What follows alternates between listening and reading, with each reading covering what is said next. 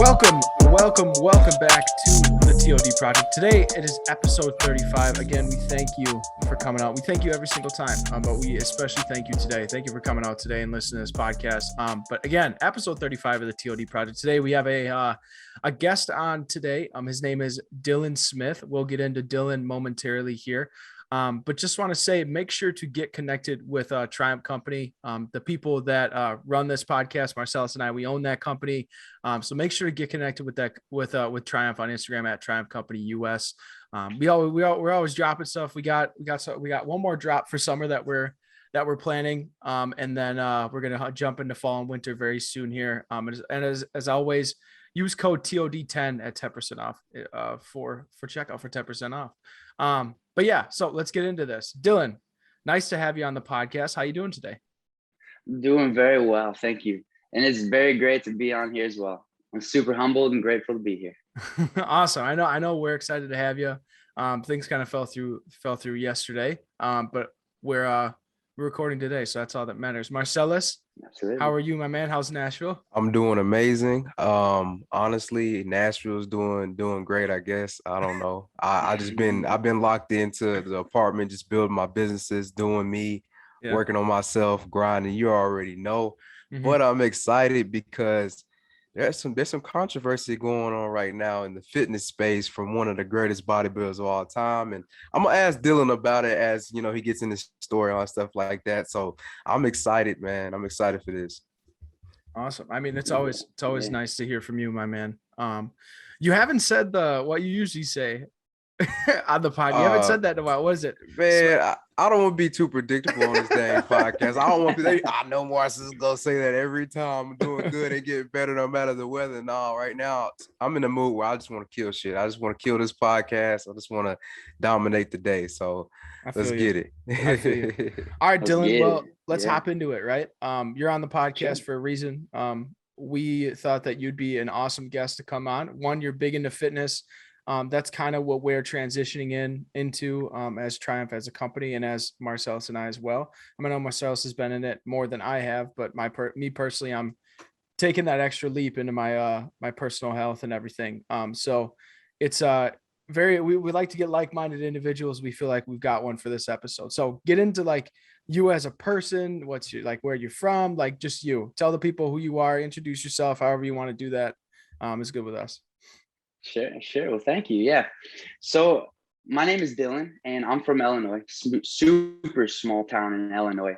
Not very many people know it, but it's called Canton, Illinois. It's close to Peoria, but that's where I was raised. I was born in Galesburg, so super close to that area, maybe like an hour. So that is the area I was born and raised in. And that's where I, learned how to play sports, learned how to walk, talk, and breathe pretty much, I guess, just be the man I am today. So a lot of lessons came out of that place and I'm super grateful for everything that place taught me. But I am also very grateful to be out of there as well.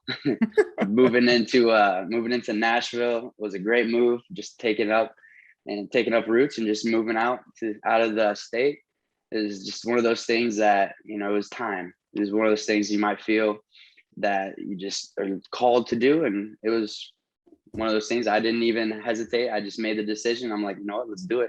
And I jumped on it. So it was just an awesome opportunity, but it kind of to talk about more of who I am and how I got into the bodybuilding and fitness industry and personal training and coaching, and then led into that, the personal development and the mindset and the entrepreneurship of everything.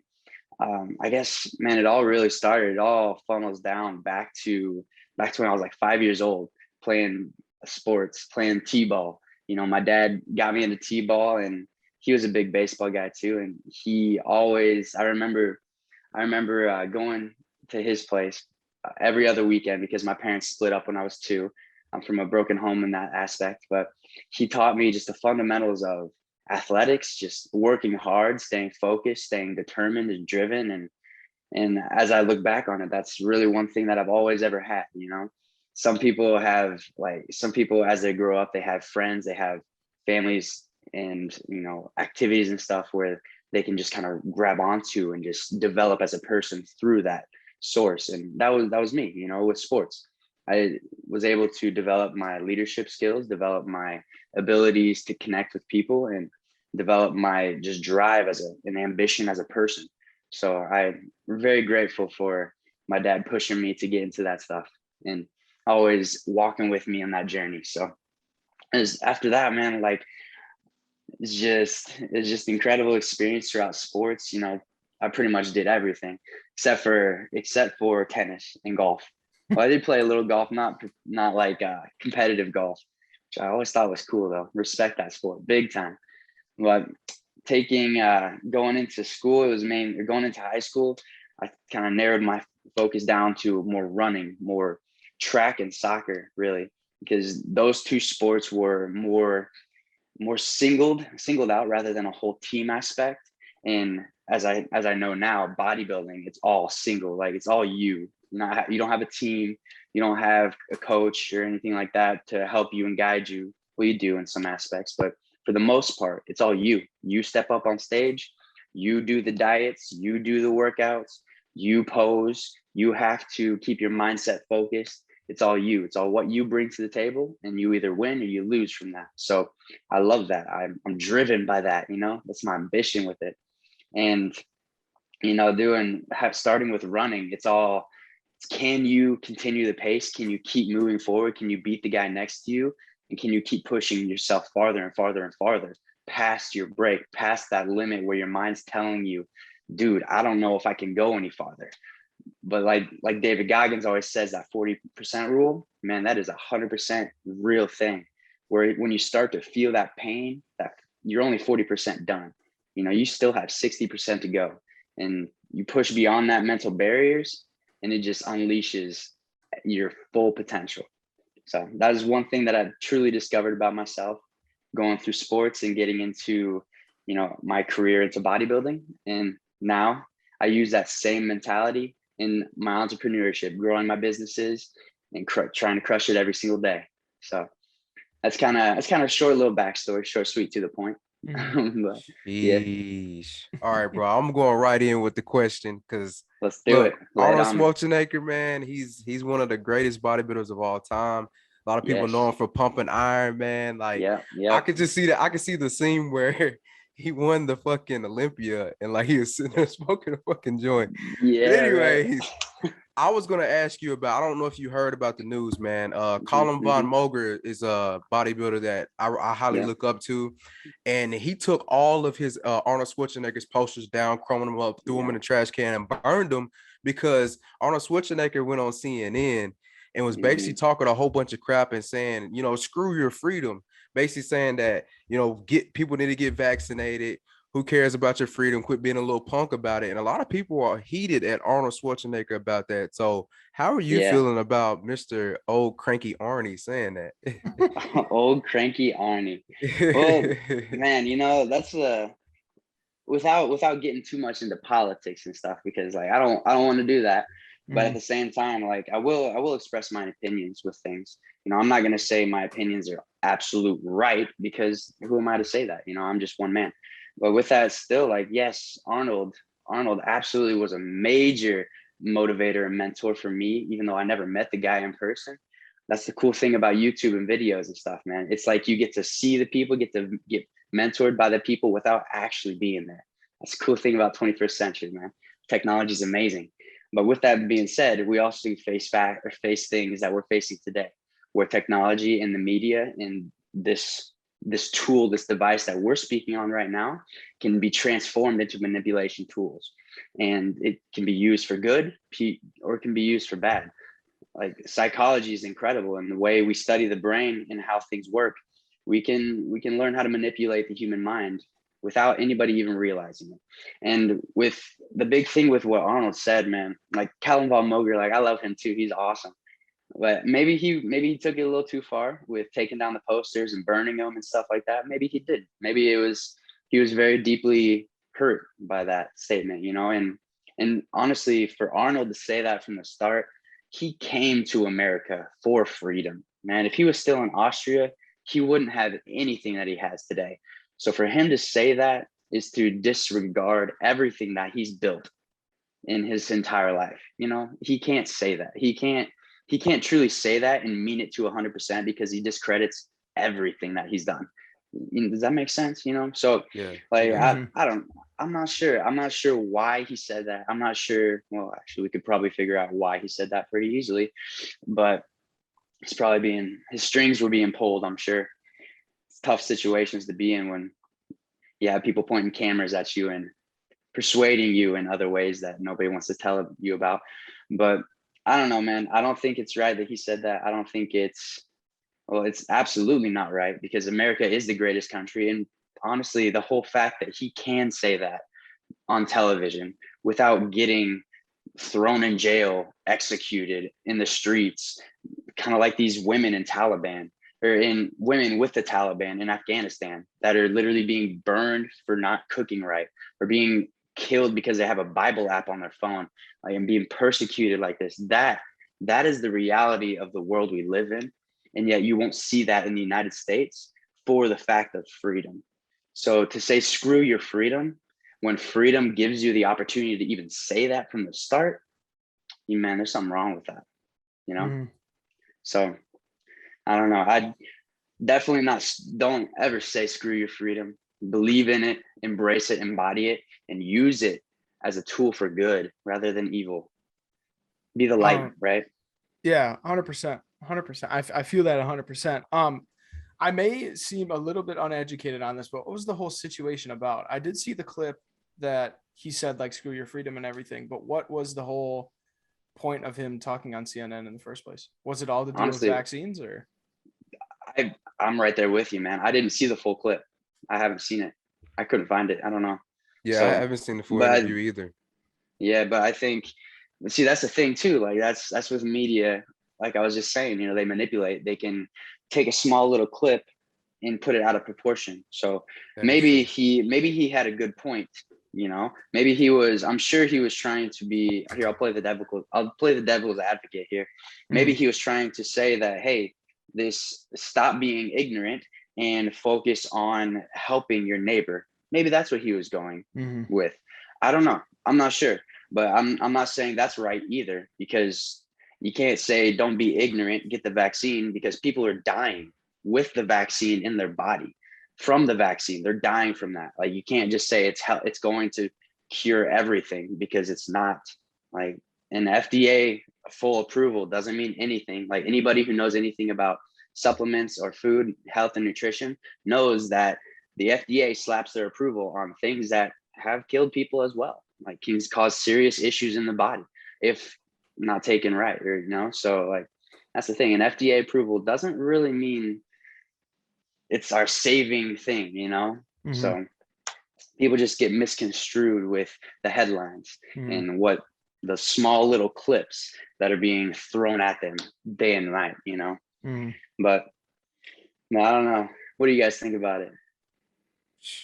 Honestly, man, I don't like it either, because for one, I mean, I'm an African American man, you know what I'm saying? Yeah. So like, say like screw your freedom, like that's really what a lot of my ancestors fought for on a daily basis. Yeah. So me, I embrace being free. I embrace being American, and I embrace the fact that, I get up every day and I can do exactly what I want whenever the hell I want. I may not be, like you said, the most a political person. I may not be the most pro-Black person, because I love everybody. I'm type person that, I like to dive into, other people's religions and cultures and stuff like that. If you ever see me, I'm usually with so many different people with so many different races, because I make friends with everyone. And I know that deep down on a cellular level, we all are the same. We all are made up of the same atoms and energy. Amen. That permeates this whole entire universe. And we all are created by the higher power, whatever you want to call it, God, Yahweh, whatever you call God, Allah, Buddha, whatever you praise to. Yeah.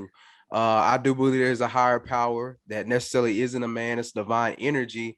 And to say stuff like that can literally slap a lot of people in the face, because there's people that literally will die. They will do anything. They will cut their legs off, arms off, or something just to, be here and be free. Yes, but seriously. So yeah, seriously. Bro, that's how I feel about it. Yeah, it's my opinion is pretty consistent with what Marcellus said too. So it's just I don't know. Like I guess I would have to do my own research about it and get the whole context of everything. Like if he was Absolutely, yeah. I'm leaning towards, because like knowing who Arnold Schwarzenegger was and is, like, he, at least based on what I've seen about him, he's never been a person to like sell his experiences short, or especially sell, Mhm. the country short. So I guess I would just have to watch it more in depth to realize what the situation actually was. And I guess on top of that, what the prior questions were that he was asked. Because again, with what you were Yeah. saying, Dylan, like possible persuasion, this, that, and the other thing, pulling strings, pushing buttons, that all has details. Um, Yep. Yep. all includes a Absolutely. bunch of different types of scenarios that can happen too. Um, so yeah, I don't know. I don't know. It's one hell of a thing, especially someone that impactful in such a big industry, that has like for your case, like been an idol for a lot of people, to say something as controversial as that. Yeah, I feel like there's got to Yeah. be a little bit more behind it. So That's like No, Michael Jordan absolutely. coming out saying something like that. But mhm. anyways, Dylan, you looking swole as Yeah. heck right now, bro. Did you just Thanks, did you bro. just get out the gym? Did you like get a little pump No. in before the podcast? Hey, I can't share my secrets. All right. If you want to know if you want to know the secrets of getting swole, join Muscle University and we'll talk. But Shameless plug. I love it. yeah. Not maybe a couple of push-ups here now. But no, I actually just woke up and getting the day started, got my morning routine done. I got this routine that I've been committing to just every single morning, getting a little reading done, taking a cold shower, doing the morning devotionals, getting in my devotional book, writing my goals out, writing affirmations, gratitude affirmations, and reciting them as well, and just Mhm. focusing on my money targets. And dude, every single day it takes like 30 minutes to an hour maybe to start your day. But think about, like, that's a small time where you can pinpoint exactly where you want to go, so you can just push yourself forward to your goals. So that was my commitment level, and that's what I got done so far this morning. So maybe that's giving me the pump, because I'm just so excited for success. I'm ready for it. I'm hungry. But Sheesh. So I want to mention one thing. Anyone, if you want to go follow and connect with Dylan, all his stuff will be down below. I'll probably say this at the end of the podcast anyways. But make sure to connect with this man. All his links will be down below in the description of any platform you're on. But if you do go on his Instagram, you'll see the Muscle U coaching, Muscle University. What's the whole thing about? You already did mention that a little bit. Is that your personal coaching type of thing, or what's it all about?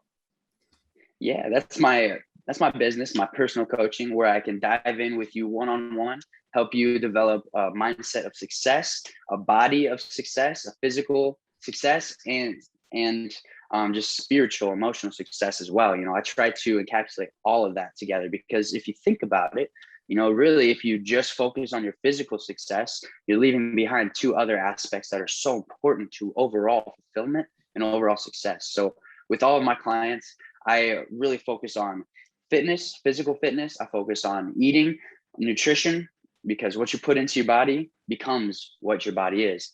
Fun fact, actually, did you know that every cell in your body regenerates, right? This is common knowledge that we all know. We Mhm. get a scab, it heals. Or we get a cut, it heals, turns into a scab, turns into a scar. Your body heals itself naturally. But taking it one step further, did you know every week, every single cell in your body is brand new? You're a brand new person. The old cells have died out and been replaced with new cells. So literally every week, you're a brand new person. Every day, half of your body is brand new. Livers, organs, skin, hair, nails, everything. Every single thing in your body, except for teeth, stuff like that, bones, obviously. You know, that stuff's there. But the main fact is your cells regenerate all the time.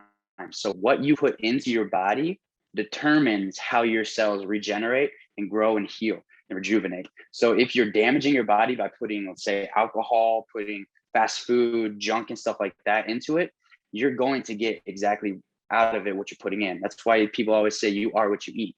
It is absolute fact.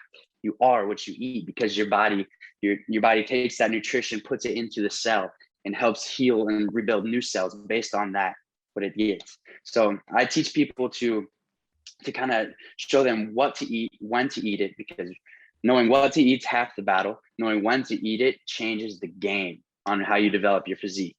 So that's the big thing, man. It's just diving in with people, getting the opportunity to serve them, which makes me so fulfilled and so happy, and so my heart's so full, being able to give back my knowledge and just help every people grow and just discover their true fulfillment, their true potential, you know.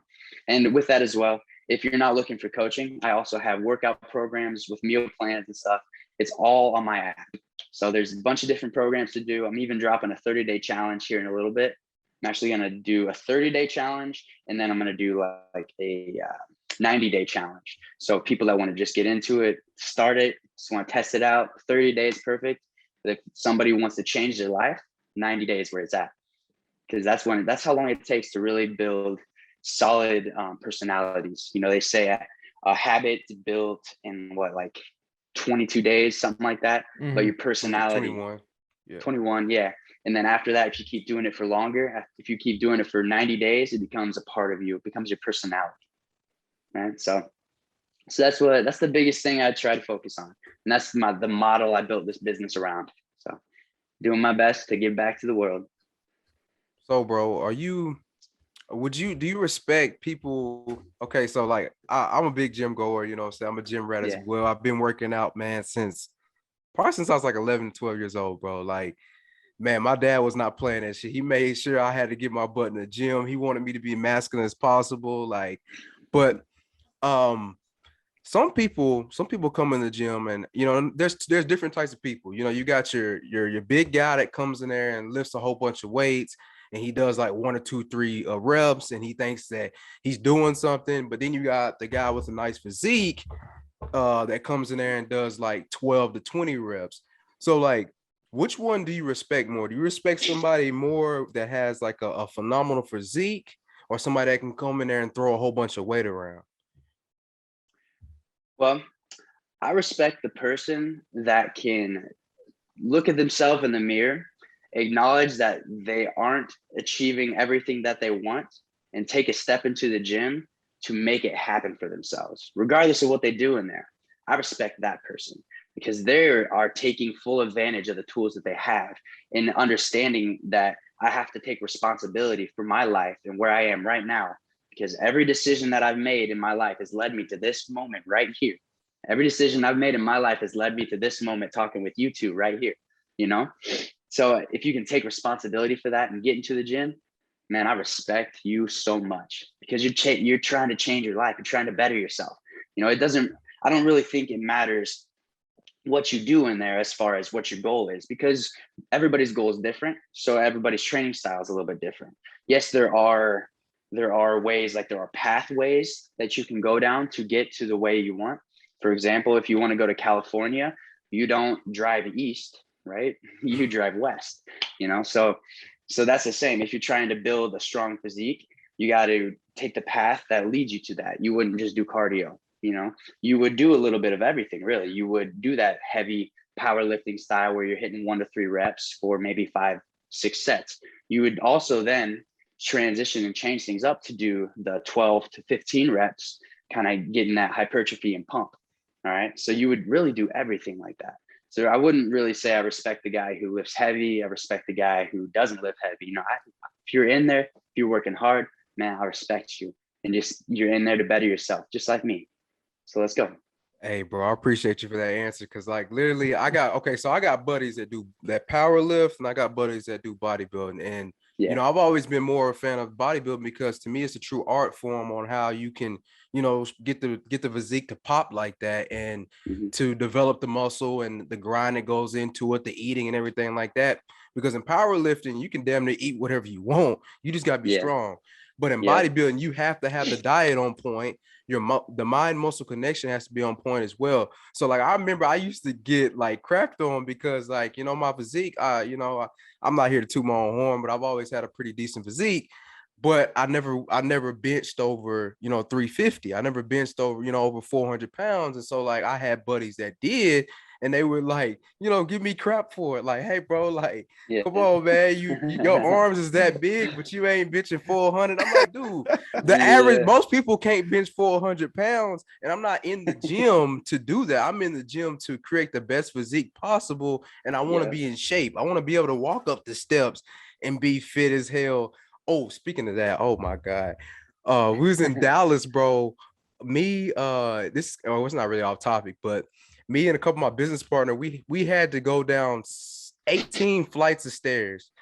And like we did it. We ran down the stairs and like I felt good. I felt great. So like that's what I work out for. I work out to look good and to feel good, not to be the strongest guy in the gym. Sure. Absolutely. Yeah. Like I said, everybody's goal is different, Doesn't mean you're doing it wrong. And the best thing about it, man, you're just like me. We look strong, but are we though? It's fine. Nobody really cares if you can bench. See the biggest, what I heard, I heard this a long time ago, and I love it because I always say it too, and I remember it so well. But this guy told me, it's one thing to be strong, and it's one thing to look strong. But tell me, which does a girl really care about? Does she care about if you bench 300 pounds or if you look like you can bench 300 pounds? She's going to like that guy. She's going to like the guy who looks like it because he got the muscles when the other guy doesn't necessarily. They're there, but they're just hidden away under, layers, So that always inspired me to be like, you know what? Yeah. Girls like muscles. So I don't care if I can lift. I don't care if I can deadlift 500 pounds. I look like it. And that's all that matters, Is that like okay, so I'm sort of confused about the I don't know what to call it, like the maybe methodology of the practice, maybe. Because which one, like, is there a specific, like in bodybuilding, do you want to look good? In powerlifting, you want to lift a fuck ton? Is that how it is? Like bodybuilding, you're just toning yourself up. You're making like everything pop and like just making it look good. And then powerlifting, you're just like, I'm going to go in there, fucking lift as much as I can. Basically, because it's all about the competitive aspect. Like when you're competing, because most people who are powerlifting, most people who are bodybuilding, they're not just doing it. They're not just saying, yeah, I'm a powerlifter, I'm a bodybuilder, but then never compete, They're saying that because they're trying to compete, because they're trying to win, because they're trying to gain the title. So in order to do that, you have to dial in on the goal for that specific route, for that specific thing. So powerlifting, they care about lifting heavy in low amounts of reps, quick, explosive, powerful movements, because in a powerlifting meet, they have to be able to do that. And they have to be able to beat the guy next to them who's also been trained to do that. So they have to push themselves in that aspect. So it really doesn't make sense to focus on a bodybuilding split when you're a powerlifter. Mm-hmm. Now, it does in a sense of you're making sure all areas are okay. So that way you're not tearing muscles and stuff like that. Because if you're a powerlifter and you just focus on 1 to 3 reps, you're going to hit a certain plateau that focusing on 12 to 15 reps will help you get there, because it's those hypertrophy workouts, those higher reps, they strengthen ligaments and muscles as well. And it allows you to have endurance to keep pushing past levels and keep building new strengths like that. So for bodybuilding, we don't really care about how much you can lift. It's about how the muscles look, how you develop and build your muscles, just like an artist. And Arnold Schwarzenegger always said this too. He always says, bodybuilding is an art. Your body's the canvas. And just like a sculptor who puts some clay on one of those rotating things, building a pot to fix the side of his pot, he puts clay in there and then rotates it, manipulates it to build up his pot, build up his sculpture. And that's exactly how we are too. Say I want more delts or I want more bicep, I put some clay on there, which is in this analogy, the clay is the nutrition, clay is the food. I eat more and then I exercise that muscle and it grows in that aspect. So that's how we focus for bodybuilding. It's an art. It's your body is the masterpiece. You're making sure everything is symmetrical. You're visualizing the finished perfect product. And it doesn't matter how much you can lift, but at the same time, lifting heavy builds that muscle. So it kind of does as well, you know. So both goals, you still need to do all things, but you're still moving in different directions, I guess you could say. For sure. Yeah. Does that answer your question? Yeah, 100%. Because obviously, like, I'm not saying dudes that bodybuild can't lift much, but it's just I was wondering around the like the specifics of each, I suppose. Sure. Yeah. All breaks down to what the goal is. Yeah, 100%. So obviously this podcast is called the T.O.D. Project. Basically what T.O.D. stands for triumph over defeat. We have it like that because I love that. We want people on here that like to share their story, like to share, you know, what they did to overcome a setback. You know, what was the setback? How'd you go over it? How long did it take you to get over that? So obviously you can see where I'm going here. In your journey to where you are now in your life, what was one or two or a major setback that you've had that made you, the question that we do ask sometimes is, made you rethink the process, or, you know, made you, you know, really bite down, stick your nose in the dirt and get over it? What was that moment in your process? You can go weightlifting, you can go just in life in general, however you want to go with it. Well, as soon as I started thinking about that, man, a couple different scenarios came into my mind. Because truth is, man, I haven't just had one struggle that I had to overcome. Man, I've had years of struggles that I've overcame just to find a new struggle that I had to overcome. And in essence, that's what life is, you know. Excuse me. That's why I feel like this journey that we're on, it's a never-ending battle. It's a never-ending fight to get to that ultimate, here's an analogy for you, to climb Mount Everest. You know, your life is climbing Mount Everest. When you get to the top is at the end of your life, when you can look down the hill and say, man, look at all I've accomplished.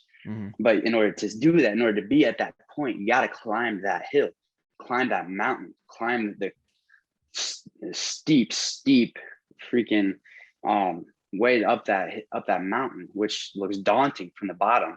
But as you take steps and steps and steps, it gets easier and easier and easier because you've done it before. You know, you get to a certain point where you've defeated all these challenges in the past, and it just builds this confidence in you that you can look at anything in the future regardless of what happens, and you just have that drive and have that know-how that I will overcome no matter what comes in my way. I will defeat it and I will be victorious. I will triumph over defeat. I love that. I love the podcast name because it's so true. And I have three pillars, honestly, that I've narrowed down, three foundational pillars that really embody success and help me get to where I am today, and it's helped other people as well. I've studied a lot of successful people, and these three pillars are all things that they speak about into getting the success that they've achieved and overcome overcome the defeats that they've had challenged, you know. And the biggest thing is with these pillars, like if you put them into play every single day and focus on them, you will overcome anything that you face in your life. And more specifically, like looking at my past, there's a couple things that I've had that's really shaped who I am right now. I'll look at more recently, honestly, something actually I haven't ever talked about before. So you guys listen to this now and you get to hear it, something that a lot of people haven't ever heard about me. But see, it was 2019. Yeah, I think it was 3 years ago now, 2019. I was driving home. Actually, my girlfriend and I broke up and they went to the bar. We were still living together at the time. It was us two and then two friends. We all had a house together. It was right after college, you know? So this night specifically, they were going to the bar and I didn't want to go out because, you know, I'm a stubborn person. You know, that's just who I am. You know, if you know me pretty well, you know, yeah, Dillon's stubborn. He doesn't do anything that he doesn't want to do. And if you try to push him, you're just going to hear about it all night long. But with that being said, like I didn't want to go out with them because I was just being stubborn. So they left and I was sitting there at the house and I made a horrible decision. I decided I was thinking to myself, and honestly, I don't know where this came from, but it just came to my head. I was like, you know what? I'm gonna do something crazy tonight. I'm gonna go to a strip club by myself. So I looked at this thing and yourself. yeah, right. Like this is like looking back, I was like, dude, you're an idiot, Dylan. What are you thinking? Like I said, it was a very bad decision and I regret it. But at the same time, it built me into the character I have today. So I don't regret it. You know, it helped me learn what's wrong and what's right. Mm-hmm. And it helped me discover things about myself that I can apply to today and apply to the future. And that I know without a doubt, I'm a good person and I do everything I can to just instill and just be the light in the darkness, you know, and this helped me be that way. So really it all kind of turned out for the best, you know. Mm-hmm. Everything works for the greater good is a perfect analogy for this. But so I was looking and the closest place was like 45 minutes away. So I drove there and I was there for a little bit. It was completely dead. There was literally maybe 3 people in the whole building. So I was honestly just sitting. Including the strippers, or is that just the guests? Yeah, no, including the strippers, man. It was crazy. But there's like that and the bartender and then maybe like 1 or 2 other girls there. And then there was like maybe 1 dude as well in the bar too. And then the bouncers too, you know, so a little bit more than 3 people, but no more than like 5 or 6. But so I was just sitting there, I was having a few beers, and over the night I had maybe 4 beers in like a 3-hour period. And then I had 1 Jack and Coke as well. So right after I left, I got in my car and I pulled out of the parking lot and I was driving and I was trying to find how to get home because I've never been to this place, never been to this area. My GPS was being a little slow on me. And at the time it like told me to go one way and then flipped. And then told me to go the other way. So I tried to pop a U-turn in the street and just because it was like 2 a.m, you know, no pitch black, nobody was out. So I cranked my wheel and I started to turn. And then all of a sudden out of my left ear, I see these headlights sitting behind a barn. And then instantly I was like, oh no. So I jerked it back into my lane. And then those headlights started following me. And I looked behind me and I was like, oh, that's a cop. That's a cop, man. And I was just like, oh crap. And I was thinking like, well, I didn't do anything wrong. Like I'm not drunk or anything like that. Because I really wasn't, you know, I was pretty sober to my aspect, but I still had the alcohol in me. Yeah. So if I blew, you know, I was going to show up, which happened. He pulled me over like a mile later, you know, he waited like a mile and I was driving the speed limit, both hands on the wheel, you know, I was going slow. White knuckling it. Yeah.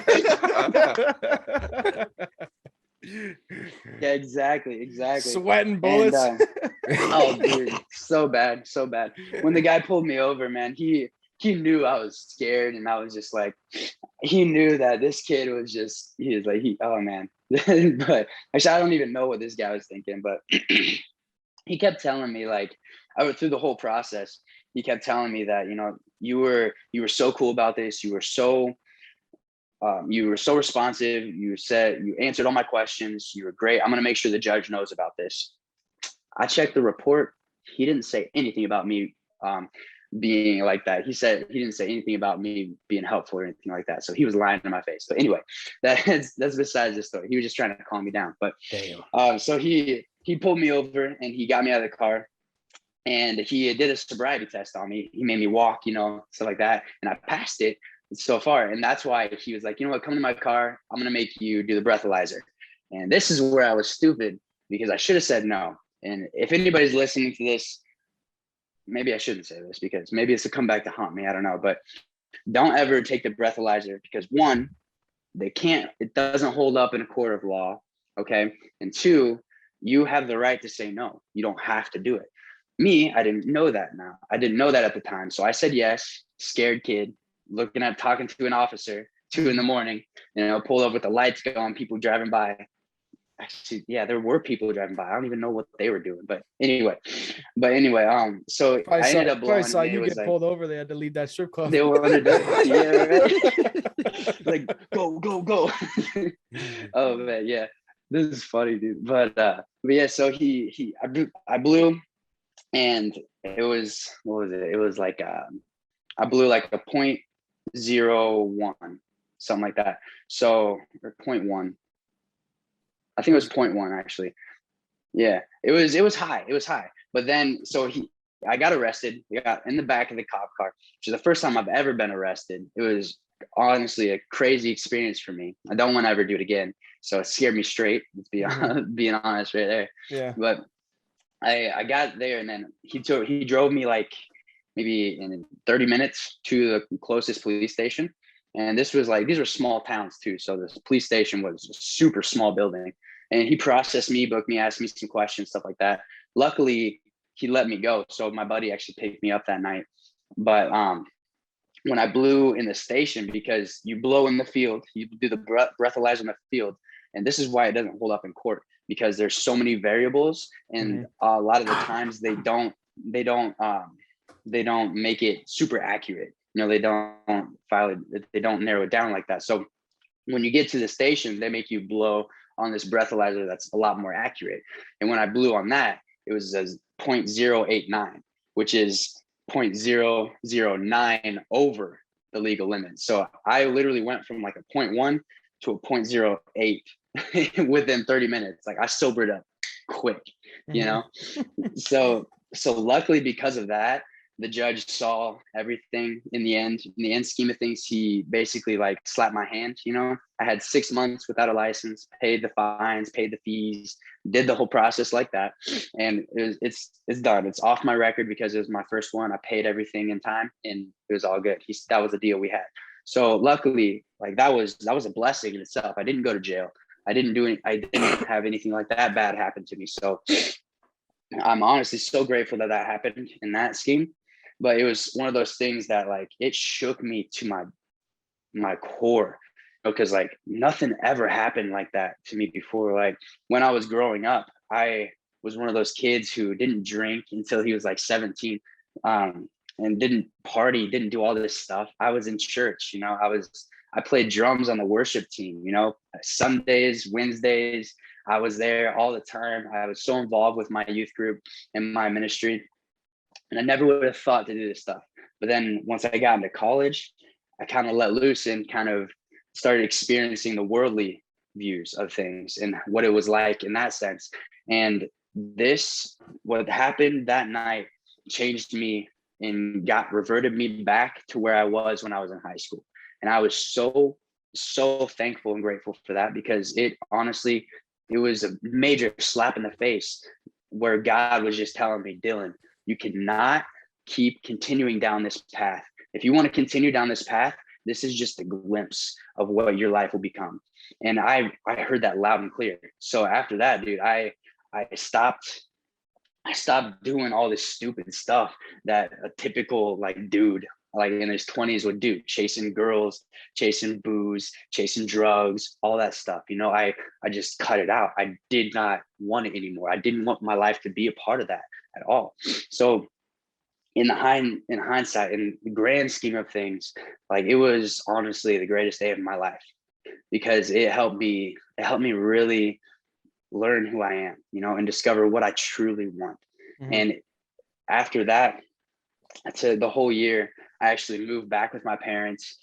So I was actually 26, almost 27, living with my parents still, lived with them for a year. And that was a whole nother thing that just shook me, because I was like, dude, what am I doing? You know? So it was at that point, halfway through that is when I started this business. Is when I started Muscle University. And I had the idea to give back and take my life and really try to see what my full potential could be.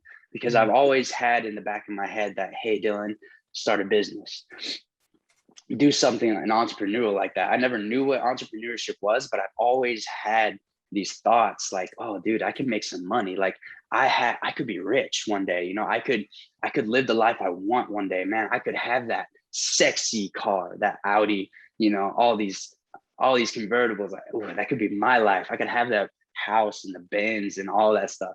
That could be my life. And I felt like that was where I was being called to, and not just the worldly possessions of it, of the rich and stuff, but the freedom, the financial security, the fulfillment, the never worrying about where money's going to come from, never living paycheck to paycheck, the just success and fulfillment and freedom. That was what I was after, the freedom. Because, you know, I came from a middle class family. We had money, but we didn't at the same time. You know, I was able to buy some new clothes growing up, but at the same time, a lot were hand-me-downs, and I had to wear the same stuff over and over. And I was very self-conscious of that. I was always the people pleaser growing up, always wanting to please my peers, to be, you know, accepted by them. And as I look back too, I think a big thing with that was I came from a broken home, and every other weekend I had to travel out of the city to my dad's city and spend time with him, where I didn't have friends. It was just me and him. And then he was dating this girl at the time, and she had 2 sons who were my age as well. So luckily I had some friends and made friends with them. And I still stay in touch with them every now and then. They're doing well and growing up as well. But we all hunted, we all fished, we all played sports together. So in that aspect, I got to learn and develop there. But coming back to the city where I went to school and stuff, I mean, everybody knew me. It was a small town. I knew everybody, you know, I was a social butterfly, but I never made that real connection with someone in order to develop a full, great friendship like that. I never had the opportunity, you know, so that kind of pushed me to being a people pleaser, wanting to please everybody, wanting to make everybody happy, everybody like me and stuff like that. So those are some things I had to overcome throughout my life. And it was just, it all comes back to that one point really, where this happened in 2019, and that DUI that I got, it just changed me so much, because it made me just reevaluate everything about myself. And it made me just look deep into my life and say, Dillon, are you really happy with who you are today? And I answered that honestly. And I said, no, I'm not.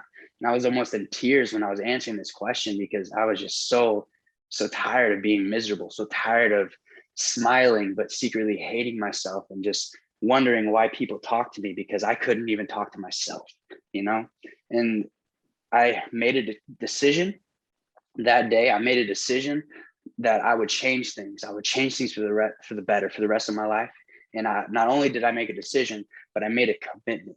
I made a commitment to do it, to fulfill it, and to stay on this path for the rest of my life, no matter what would come up, no matter what would try to derail me. I will never lose sight of what God has truly called me to be, you know? And that man is who I am today, and who I'm always chasing today. Like Matthew McConaughey, I always think about this quote from him. He always talked about his hero, who his hero isn't like a superhero, anything like that. He talks about his hero is him 10 years from now. And he said he's 10 years from now, he's going to be a better version, a richer version, a smarter version, a fulfilled version of himself that he is right now. And he's chasing that. So even in 10 years, if he catches that man, he's never fully going to catch him, because once 10 years from then, he's going to be like, all right, my hero is me 10 years from now, you know, and it's just a continuous cycle like that. So he's never going to catch that person, but he's always going to be on the road to fulfillment following that person, you know? And at the end of his life, he can look back and either say, yes, I finally caught him, or no, I didn't, you know? And I want to be that man that says, yes, I finally caught him, because I have so many visions in my life and just in my head that I feel like God gives me, that it just, the feeling and the experience that I get from these visions, man, I just see myself having true freedom, traveling, you know, living in the house I want, living where I want, taking care of my family, literally retiring all of my family, just being that guy who changes his family's history, being the first millionaire in his family,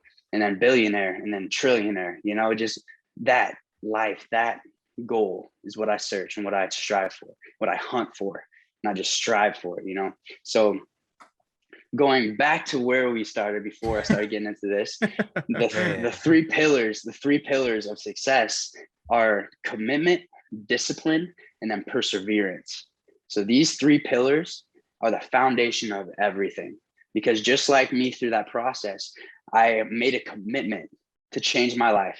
And then I had the discipline to stay to that commitment every single day. And then even when things got tough, I persevered through the challenges, through the defeats, to continue to stay disciplined and committed to my ultimate goal. Mhm. So that's why the 3 pillars of success: commitment, discipline, and perseverance, are just what I embody, and what I really just, that's my layer, my foundation, man. And I just build everything off of that. So right here I am today speaking with you guys, just so blessed and grateful to be here. Because I mean, if you really think about it, like, I could have gotten an accident on that 45-minute driving home. When I did have alcohol in me. I was buzzed. Like, it was dark, pitch black, man. I could have hit something, could have hit a deer, could have fallen asleep. Anything could have happened. I could be dead. I could have been dead. But instead, that cop pulled me over and allowed me to sober up so my friend could pick me up and take me home. Mhm. You know, everything happens for the greater good. Because here I am today, and I get to share my story. And maybe I can reach you, or you listening to this right now. Maybe I can reach you. Maybe I can get into your heart and open your mind to see the truth and reality of this life, and show you that, hey, your trials, your tribulations, they're not meant to defeat you. They're meant to make you stronger and make you grow from it. You know, so that's what yeah. Oh my God, this man is dropping bombs. Look, if you listen to this right now, you need some extra motivation, or you just want to listen to this over and over again. Go back, rewind about 30 minutes, about 20 minutes in the podcast, and listen to this man, dude. The whole time, bro, like, your energy is like got me like hyped as fuck. Like, I'm almost want to go, like, yeah, let's go. Yeah. Like, Yeah, literally, awesome. this podcast and Brandon's podcast, our brand ambassador, Brandon Pacina, his podcast was very motivational as well. He went through a lot of shit to get to where he's at. But man, this podcast got me fucking fired up. I damn near want to run through a wall right now. And then hearing you when you said that, you're 26 years old back at your parents' house and stuff like that. Man, people got to realize that a lot of successful people got started late 20s, early 30s. Jay-Z didn't get started till he was 26 years old. But now, everybody knows who Jay-Z is. Look at so him. Literally, Yeah. Get these 3 pillars, use it, build it as a foundation of the house to your success, and do what you got to do to triumph over freaking defeat. Let's go. Amen. That's what it's about, baby. That's what it's about, Well, my man Dillon, it was awesome getting you on. We both knew you were gonna provide some insane value, especially with that story like that, using your past to really build who you are today. That's always something we love to hear. But yeah, it was awesome having you on, man. Really, really thankful that you took the time out of your day to come and do this with us. It was awesome. It was an awesome experience. Any last thoughts you want to tell the people? Well, stay strong, man. Stay strong. You are not your past. You are not anything that you faced. All these bad decisions that you made in your past, it doesn't define you. It makes you into the character that you have today. And with that, you just know that you are the creator of your life. You're not the victim. Not at all. You can create anything that you want, but it all starts with your mind and with your heart. So keep those 2 alive, and keep feeling that fulfillment and joy and gratitude for the life that you're given every day. And man, you can be unstoppable. There is no stopping your true potential. And I'm so grateful for this opportunity for you guys to have me on here today. Really, honestly, this was awesome. It's a great opportunity. Like I said, I never shared that story, so you all get to hear it for the first time. Hate me, love me, that's cool, man. I still love you guys, man. I still wish the best for you, so appreciate it. We appreciate you, my man. With that, again, guys, you can find all of Dillon's links down below. If you want to connect with this man, it's down below. Click on his Instagram account, click on that Muscle University account, find out what Dillon's doing, who Dillon is, if you don't know already. Anyways, guys, that's been episode 35 of the T.O.D. Project. We will catch you guys next week on episode 36. All right, take it easy. Have a great rest of your day.